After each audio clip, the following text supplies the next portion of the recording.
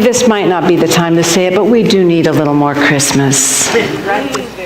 Right this very minute. We do, because that's a reminder of what it's all about. In your busy schedules, thank you for being here.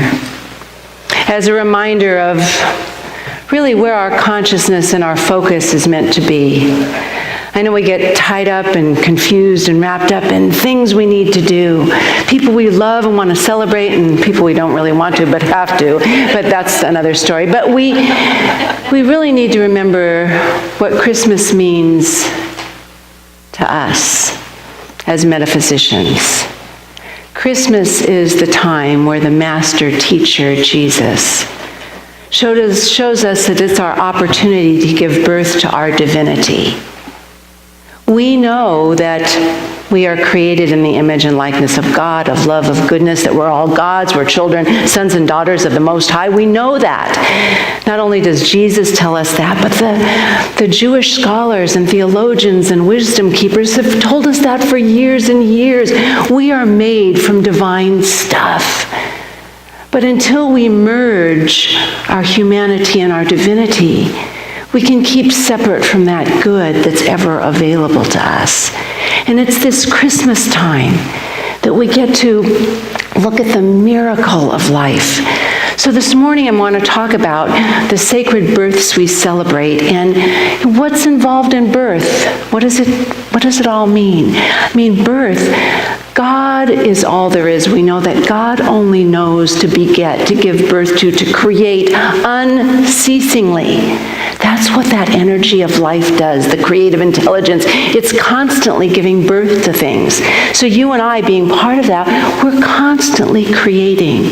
We have to be careful with our thought, the power of our thoughts and our feelings and our actions to see what we're creating. So first of all, I want to tell you, I know you grandparents out there, what birth does to you. The first thing that birth involves is awe, amazement, and wonder. And I've seen the pictures of happy grandparents with those new little babies and people having children, and just the awe and wonder and the majesty of life and how precious it is. We love new birth. And, birth, a baby, is God's message that life is to go on. We're here to create and keep going. We also, I don't know how many of you have had a new project or an idea or something that you've brought it to fruition, and how we love to celebrate that. This actually, if you can see it under the tree here, oh God, this thing is gigantically heavy.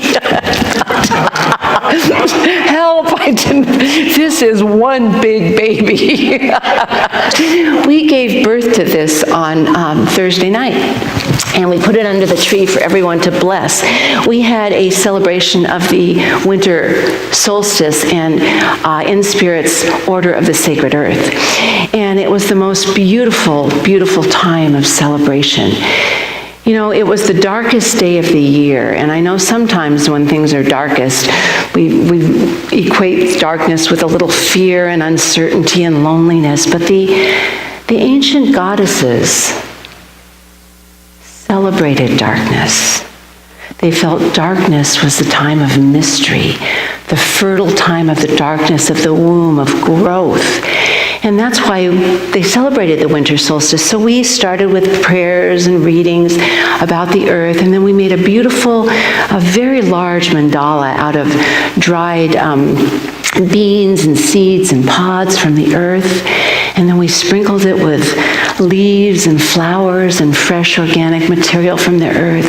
We put our intentions into it just for the healing of this planet, because we can feel some of the sadness right now.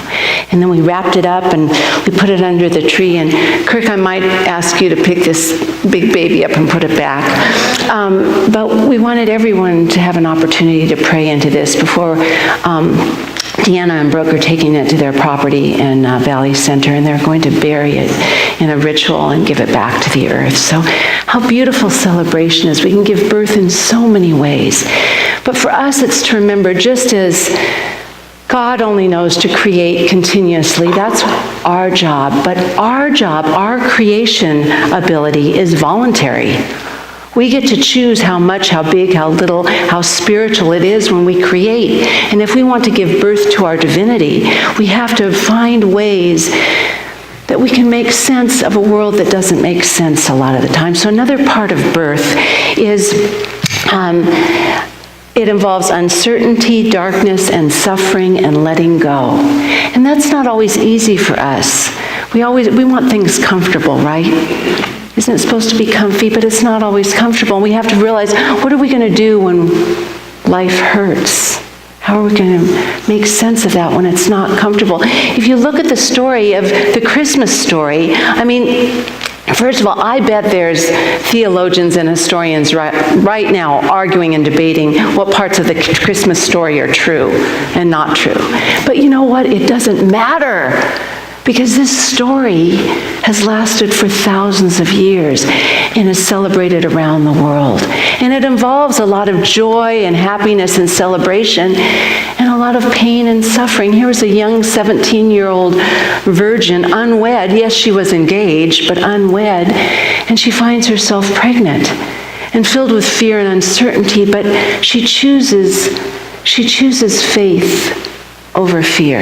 And that's a lesson for us. There's so many layers of lessons in this story. Faith over fear. And you and I need to have that same faith in our divinity and learn how to merge that together. And when she chose faith, I'll tell you, when you open yourself up to trust and faith, Reverend Roger, thank you for that beautiful reading this morning. The angels come and they give us messages, the messengers of God, the messages of goodness. And Mary heard from the angels at that time that she was to give birth to a young boy, and she would name him Jesus, and he would be here to bless the world. And that he did. And that came in the time of fear and darkness. Sometimes you and I give birth, we can misuse our creativity, and we give birth to our inadequacy instead of our greatness. We choose to think small about ourselves instead of focus on the wonder of who we are. And I wanted to share this poem called Remember Your Greatness, and it's by Susie Casson.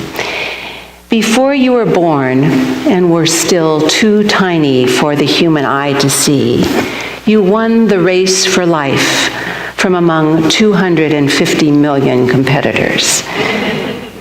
And yet, how fast you have forgotten your strength when your very existence is proof of your greatness. You were born a winner. You were born a winner, a warrior, one who defied the odds by surviving the most gruesome battle of them all. And now you are a giant. Why do you even doubt victory against smaller numbers and wider margins? The only walls that exist are those you have placed in your mind.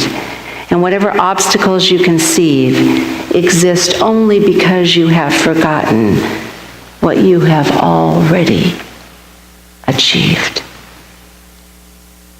How amazing we are. And we can choose to flip that choice of focusing on our smallness, focusing on, has anyone here been bored this season? Because we're not meant to be bored. We are created as a very interesting, intricate being. And if we're bored, it's because we're not using our creative potential, our God-given talents in the correct way. We need to find a way, again, to merge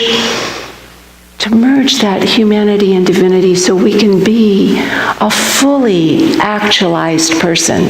So the third way we give birth through awe and amazement and wonder. And you know what I thought about? Just when we're driving around and seeing Christmas decorations, to think the intention that was put behind all the decorations we see out, instead of just going, but think about what energy and love and consciousness that was put into it. And then with our suffering and letting go, we have to figure out, what are we going to let go of? Because in John 16:20, Jesus says, yes, you will weep, you will mourn, you will grieve.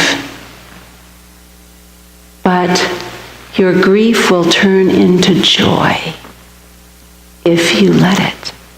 We need to learn to let all of this stuff, take the teaching, the learning we get from life, and move on to something greater. So we have the awe, the wonder, the amazement, the darkness, the sadness, the letting go. And then we have to use our creativity with passion. We have to be available.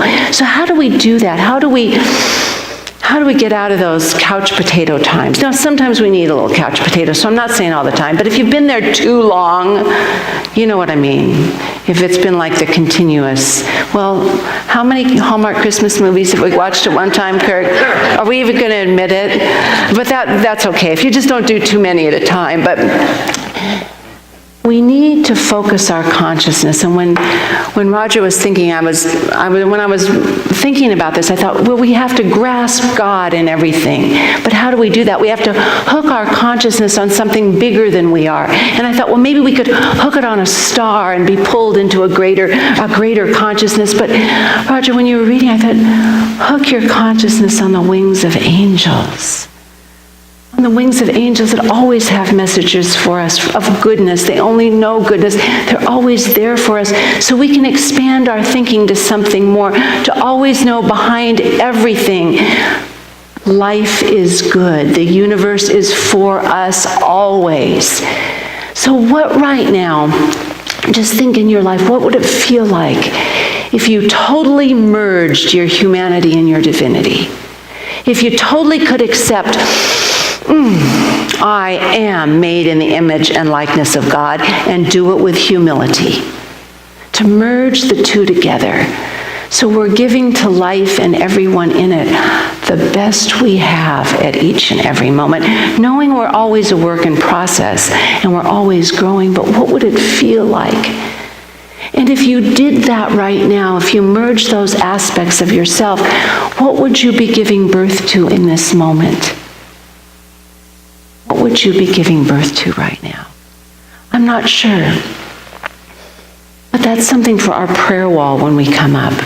Now, the last thing in giving birth is healing from the process, because I don't know about you, but the creative process, the process of birth, the creative process, it's messy, it's chaotic, and it's part of the process, and that part is wonderful, but then there's the cleaning up after all that. There's the healing process from all that. And so in this birthing process, we have to heal any thoughts of separation we have in our life from our divinity. We have to heal that. We have to make that our intention. And how do we do that? I want to read this to you. God is love, and anyone who lives in love lives in God, and God lives in them. So how do we heal? How do we heal any separation? It's with love. That's the only commandment, really, that Jesus gave us was about love. Love God with all your heart, your soul, your mind, and love one another. And the love, I want you to love others as I have loved you. That's what he said, because love, that pureness, you're not going to find God and healing here. It comes from right here. It comes from this place within us to know that we can heal any separation. So before, we're going to, as I told you, we're going to have our prayer wall after we do our last song. But before we do that, I want you to just close your eyes for just a minute on this Christmas Eve. And I'm just going to invite you to feel all parts of your being working together for good. Know that we are intricately made, that we are warriors, we are winners by our divine existence, that we are made in the image and likeness of God, of love, of creativity, of possibility, of infinite goodness, and life is always for us. And no matter how we walked in here, if we felt separate or alone, if we felt joyful and happy and exuberant, if we were just kind of middle of the road, that life is there always for the taking. To merge together our humanity and divinity, it's our choice. It's the choices we make, what we want to think and know, the truths we want to live.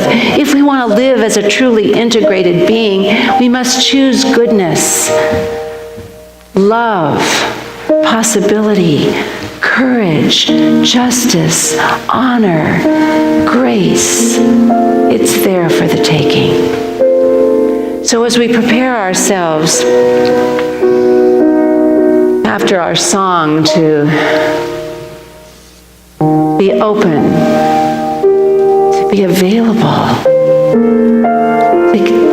to truly give birth to our divine essence, and do so wholeheartedly, whole-mindedly, wholly in every way, I'm going to invite you to just be broken open and available as you listen to this song, and we will have our prayer wall after that concludes.